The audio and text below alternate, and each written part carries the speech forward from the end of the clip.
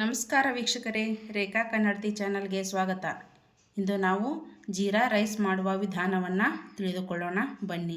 ಇದನ್ನು ಪನ್ನೀರ್ ಕರಿ ಜೊತೆ, mushroom curry ಜೊತೆ, ದಾಲ್ ಜೊತೆ ತಿನ್ನೋದಕ್ಕೆ ತುಂಬ ಚೆನ್ನಾಗಿರುತ್ತೆ. ಯಾವ ರೀತಿ ಮಾಡೋದು ಅಂತ ನಾನು ನಿಮಗೆ ಹೇಳ್ಕೊಡ್ತೀನಿ ಬನ್ನಿ. ನಾನು ಜೀರಾ ರೈಸ್ ಮಾಡೋದಕ್ಕೆ 1 ಗ್ಲಾಸಷ್ಟು ಜೀರಾ ರೈಸನ್ನು ತೆಗೆದುಕೊಂಡಿದ್ದೇನೆ. ಇದನ್ನು 2 ಸತಿ ವಾಶ್ ಮಾಡ್ಕೊಂಬರ್ತೀನಿ. ರೈಸ್ನ ವಾಶ್ ಮಾಡ್ಕೊಂಡು ಬಂದಿದ್ದೇನೆ ನಾನು. ಇದನ್ನು ಪಕ್ಕಕ್ಕೆ ಎತ್ತಿಟ್ಕೊಂಡು ಒಂದು ಕುಕ್ಕರ್ ತೊಗೊಳ್ಳೋಣ. ಇವಾಗ ಒಲೆ ಮೇಲೆ ಕುಕ್ಕರನ್ನು ಇಟ್ಕೊಂಡು 1 ಸ್ಪೂನ್ ಆಗುವಷ್ಟು ತುಪ್ಪವನ್ನು ಸೇರಿಸ್ಕೊಳ್ತಾ ಇದ್ದೀನಿ.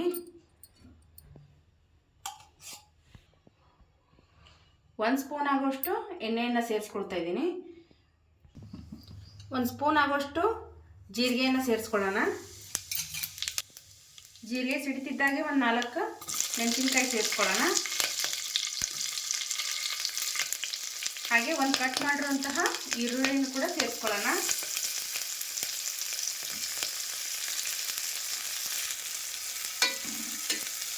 ಇನ್ನು ಜಾಸ್ತಿ ಹೊತ್ತೇನು ಹುರ್ಕೊಳ್ಳೋದೇನು ಬೇಡ. ಈರುಳ್ಳಿ ಕೆಂಪಾಗೋದು ಬೇಡ. ಈರುಳ್ಳಿ ಕೆಂಪಾದರೆ ಜೀರಾ ರೈಸ್ ಚೆನ್ನಾಗಿ ಕಾಣಲ್ಲ, ಹಾಗೆ ಟೇಸ್ಟ್ ಕೂಡ ಚೇಂಜ್ ಆಗಿಬಿಡುತ್ತೆ, ಬಿರಿಯಾನಿ ಥರ ಬರುತ್ತೆ. ಇವಾಗ ತೊಳೆದಿಟ್ಟಂತಹ ರೈಸನ್ನು ಸೇರಿಸ್ಕೊಳ್ಳೋಣ.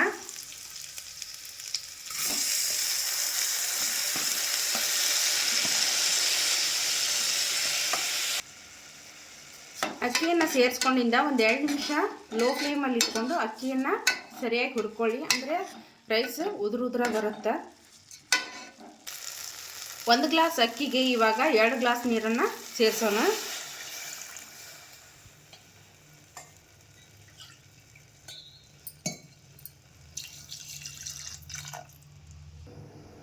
ಇವಾಗ ರುಚಿಗೆ ತಕ್ಕಷ್ಟು ಉಪ್ಪನ್ನು ಸೇರಿಸ್ಕೊಳ್ಳೋಣ.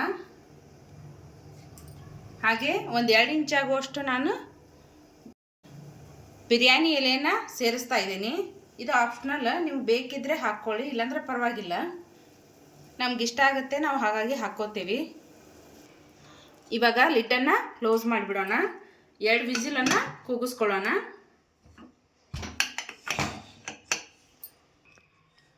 ವಿಸಿಲ್ ಹೋಗಿದೆ. ಇವಾಗ ಕುಕ್ಕರನ್ನು ತೆಗೆಯೋಣ.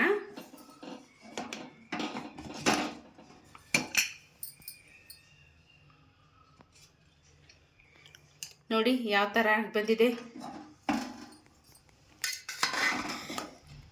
ನೋಡಿ ಎಷ್ಟು ಉದುರಾಗಿ ಬಂದಿದೆ.